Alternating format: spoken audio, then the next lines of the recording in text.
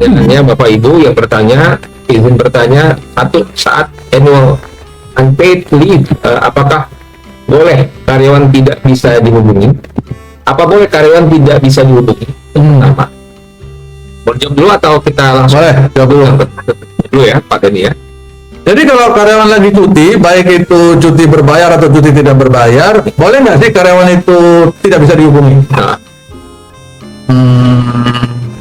Dalam konteks dia menjalankan cuti itu untuk kepentingan istirahatnya, lagi healing gitu ya. lagi healing dia, ya, Kalau mau diterima. lagi healing, ya wajar, ya, karena dia menggunakan hak untuk istirahat. Ya. Kalau dia masih saja dihubungi pada saat cuti, dia dihubungi, kerjaan ini gimana kabarnya?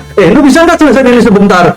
Lu ini bersimpan di mana? Tolong dong dikain ke saya, gimana ini cara nyelesainnya dan sebagainya. Gagal healing Ya. Itu bukan cuti namanya, itu namanya remote working, ya. Remote working. Bekerja secara remote itu namanya. Dia bekerja di pinggir pantai gitu kan, atau sambil rafting, tapi sambil terima telepon. Nah, jadi nggak wajar kalau orang lagi cuti dikejar-kejar untuk pekerjaan sehari-hari. Jadi mereka itu bisa dihubungi hanya untuk kepentingan darurat. ya. Kepentingan darurat ya. Pemahaman darurat ini harusnya kita sudah bisa pahami lah, jangan dipelintir-pelintir lah darurat ini. Iya. Ya, kunci hilang aja darurat. Kunci laci ini nggak tahu taruhnya di mana, di telepon tuh orang lagi healing. Ngapain? Ya, banyak kok security atau cleaning service yang bisa bongkarin kunci Iya. itu, bantu panggil tukang kunci, Iya. diganti kuncinya, beres kan?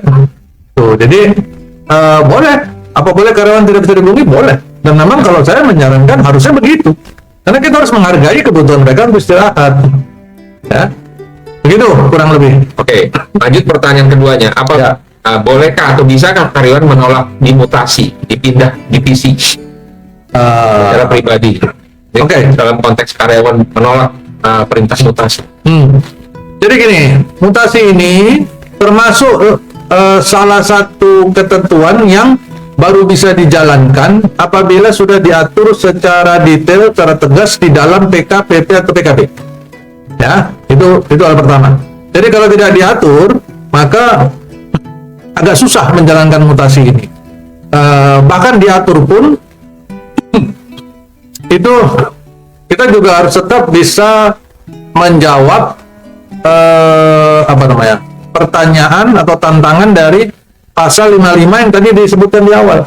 Pasal 55 Undang-Undang 13, perjanjian kerja tidak dapat dirubah dan atau diakhiri tanpa persetujuan kedua pihak. Mutasi berarti memindahkan karyawan dari sebuah departemen atau bagian kerja kepada bagian kerja yang lain, Ya. atau ke lokasi kerja yang lain.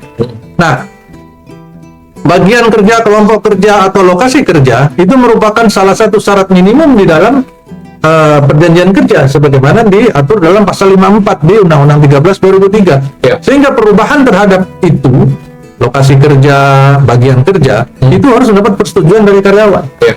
Itu hukum dasarnya. Ya, itu hukum dasarnya, prinsip dasarnya.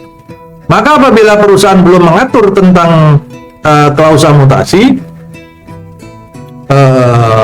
berlakulah pasal 55 dan 54 itu secara mutlak. Ya. Ya. Tapi apabila perusahaan sudah mengatur tentang mutasi, maka biasanya di sana diatur juga tentang menangani keberatan.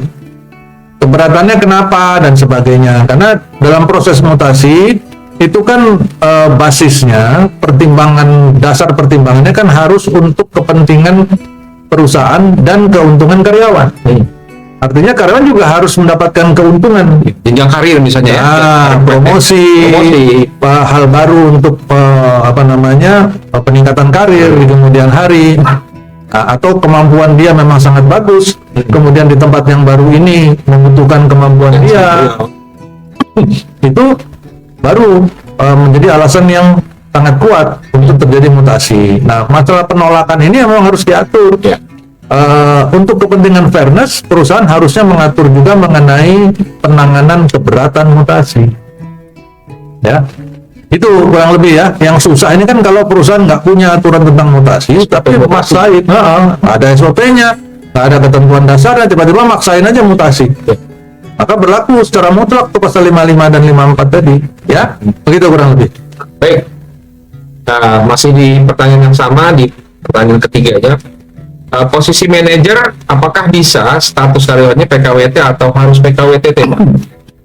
Posisi manajer ya? boleh kontrak atau harus permanen gitu lah ya. Jadi sebenarnya ketentuan tentang kontrak atau permanen ini itu tidak melihat kepada tingkat jabatan.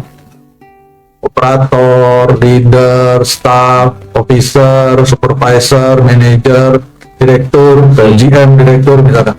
Bukan itu. Itu kan nama jabatan, ya tingkatan jabatan, golongan barangkali ya. Yang dilihat dalam hukum PKWT dan hukum PKWTT adalah jenis dan sifat pekerjaan. Iya. Jadi meskipun dia posisinya jabatannya manajer atau nggak usah manajer, lebih ekstrim lagi GM, ya kan? Atau direktur. Direkturnya dalam arti direktur yang karyawan ya, bukan direktur yang dalam akta.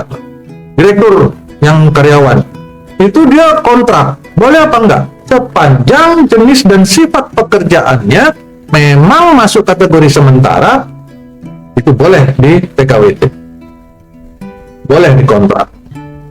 Ya, pertanyaannya muncul nih, emang ada ya Den manajer, GM atau direktur yang pekerjaannya bersifat sementara? Ada dong, ada. Contohnya apa? Contoh, ini perusahaan sedang membangun HRIS, Human Resource Information System. Kemudian dia membutuhkan tim untuk melakukan migrasi data. Migrasi data ini karena perusahaan ini bukan cuma HRIS, SAP lebih luas lagi. Berarti kan ini menyangkut semua departemen, ya, mendigitalize semua data menjadi dalam satu program aplikasi SAP. Kemudian dibutuhkan migrasi data. Migrasi data ini nggak sedikit. Migrasi data ini semua jenis produksi per pieces yang pernah dihasilkan perusahaan ini sejak 30 tahun lalu. Bayang nggak tuh? Kalau sehari 1 jam dia bisa menghasilkan 1 juta produk dari nomor 1 sampai nomor 1 juta, berarti dalam sehari dia kerja 24 jam untuk perusahaan beraktivitas 24 jam, itu 24 juta kaliin 30 tahun, berapa? Ya kan, berapa miliar produk, nomor seri produk yang sudah dihasilkan. Itu harus dilakukan migrasi data. Kemudian vendornya sejak 30 tahun yang lalu, vendornya ada berapa vendor tuh? Harus dimigrasi data karena kebutuhan di procurement kan harus digitalize segala macam. Nah, itu nggak bisa dilakukan oleh karyawan existing, nggak bisa dilakukan oleh karyawan yang hari ini sedang bekerja sehari-hari di sana. Kenapa? Karena mereka sudah, karyawan yang hari ini ada di perusahaan atau existing, mereka sudah habis waktunya disibukkan dengan kegiatan operasional, sehingga dia nggak punya waktu untuk melakukan migrasi data karena butuhkan ketelitian dan keakurasian yang tinggi. Maka biasanya dibentuklah satu departemen sendiri.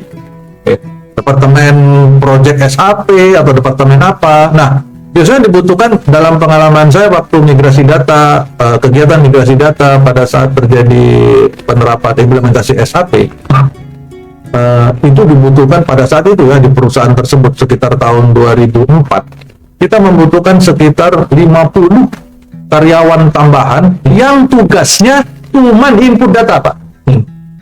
Jadi kita pakai ceritanya ruang training yang besar itu, kita jadiin ruang kerja dengan 50 PC, kita merekrut karyawan, fokus masukin data aja kerjanya. Itu harus selesaikan, itu pun nyelesainnya 8 bulan, Pak. 8 bulan nyelesain itu, 50 orang hanya untuk input data. Nah ini kan harus ada yang mimpin. Ada pimpin lah ini, kita buat persif misalkan. Ada supervisor, ada manajer, mungkin dalam skala yang lebih besar dibutuhkan GM atau direktur.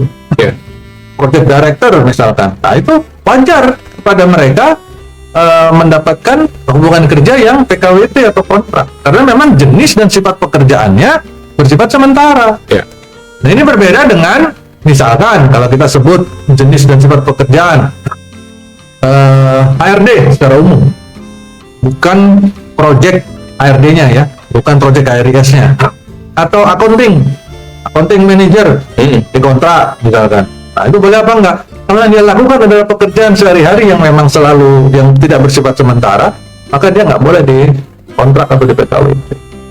Begitu ya cara memahami.